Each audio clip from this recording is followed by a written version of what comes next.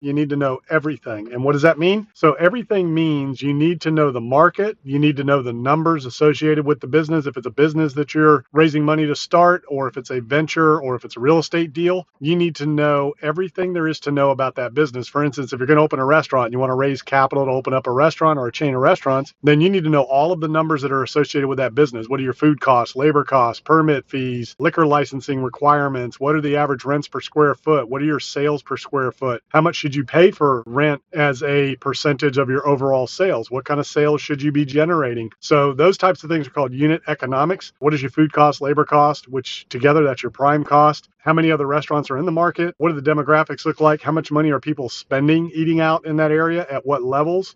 Full service, fast casual, fast food, limited service, polished casual, quick serve. So there's all kinds of things you need to know if you're going to open a restaurant. Well, let's say you want to open, or let's say you're looking to buy an apartment building. So when you're looking at larger apartment buildings, you need to know for the different types of classes of apartment buildings, A, B, C, D, and the different styles, garden style, high rise, low rise, mid rise, whatever it is, you need to know the operating costs and the unit economics of those buildings. So meaning everything should be broken down to by the door. So you should really know what all your operating costs are by the door, so that when you're looking at different deals that are similar across different markets, you can compare the metrics of the property much easier if you know, hey, normally CapEx should be $200 a door.